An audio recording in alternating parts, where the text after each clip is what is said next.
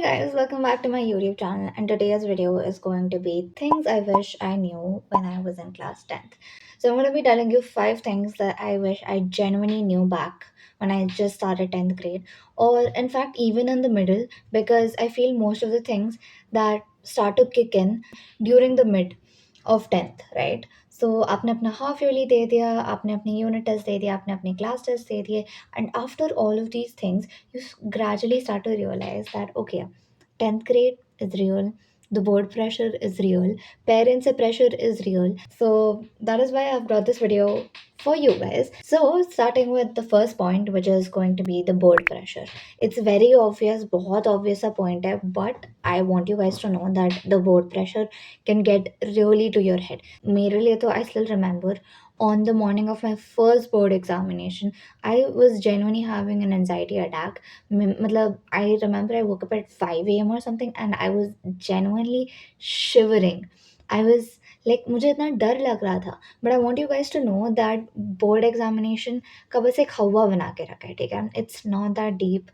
Just like any other examination, but the only difference is कि आप कोई और स्कूल में जाके लिखने वाले हो ये एग्ज़ाम, और कोई और टीचर आपका पेपर करेक्ट करने वाली है.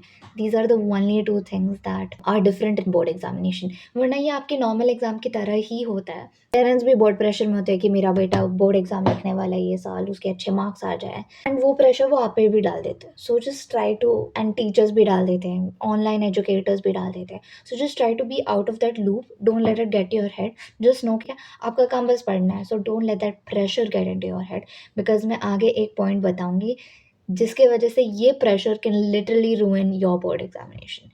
Coming to the second point, the second point is peer pressure. Peer pressure is very real in 10th grade because सबके हॉर्मोन्स एकदम पीक में होते हैं. सो ऐसे टाइप ऑफ पीपल होते हैं, एंड जब वो मस्ती कर रहे होते हैं ना, they influence other people to also engage in that मस्ती थिंग्स. एंड इस टाइम पे इतना सारा डिस्ट्रैक्शन होता है ना, कुछ लोगों को गेड़ी मारनी होती है, कुछ लोगों को घर से स्नीक आउट करना होता है. सोच समझ के करना. एक तो मैं बैंगलोर में रहती हूँ, तो बैंगलोर में तो बहुत पॉपुलर है ये सब चीज़ें. Just stay out of all of this peer pressure, because ये आपको ले डूब सकता है. peer प्रेशर में तो मत ही करना ये सब चीज़ें. सो या the third point is subject load. I know that 6 subject शायद आपको ज़्यादा नहीं लग रहा होगा, लेकिन trust me, all of these 6 subjects are so different, they are so versatile, they are so अलग from each other, ठीक है? And the thing is कि when I say subject load, is that आपको ऐसे ऐसे subjects पढ़ने पड़ते हैं which you don't even like. So suppose you're a pure maths hater, लेकिन आपको maths पढ़ना होगा इस subject में, मतलब इस class में. You have no other choice than to study this subject, right? Suppose आपको social science अच्छा नहीं लगता, you have to study it till 10th, you have no option. Suppose आपको हिंदी अच्छा नहीं लगता, me by the way, तो आपको पढ़ना ही पड़ेगा 10th तक. So you have no other choice but to study the subjects, and इसलिए एक सब्जेक्ट लोड हो जाता है बिकॉज आपको ऐसी चीज़ें पढ़नी पड़ रही है which you don't even like. तो आपको बर्न आउट हो सकता है, आपको क्रैश, मतलब you will literally crash out, and so many things will happen with you, right? तो just be ready for that burn out. Know कि 10th तक पढ़ना ही है आपको ये सब चीज़ें, and the thing is that this is going to be the last year you guys are going to be studying that subject. Social science बिल्कुल अच्छा नहीं लगता, ठीक है? तो I just used to convince myself कि this is the last year कि मुझे सोशल साइंस पढ़ना है. एंड वो होता है ना कि फिनिशिंग अच्छा होना चाहिए. मतलब स्टार्ट कैसा भी हो, जर्नी कैसा भी हो, लास्ट का एंडिंग पार्ट एकदम फर्स्ट क्लास होना चाहिए. तो I was like, if this is my last year of studying social science, why not to make it the best. पढ़ ही लेती हूँ, ये लास्ट ईयर है, इसके बाद तो वैसे भी सोशल साइंस चुनना नहीं है मुझे. आप लोग भी यही सोच के करो कि this is the last year you guys are going to be studying your least favourite subject, right? तो अच्छे से ही पढ़ लो, एक बार पढ़ के ख़त्म ही कर दो यार इसको. This is what I am trying to say. To the fourth point which is going to be time management. मैंने फर्स्ट पॉइंट जो बताया था ना, बोर्ड प्रेशर, वो उसी से रिलेटेड है. मेरा टाइम मैनेजमेंट बहुत गंदा हुआ था बोर्ड एग्जामिनेशंस में, and I will tell you why. It was because एक तो मेरे को बोर्ड का प्रेशर था.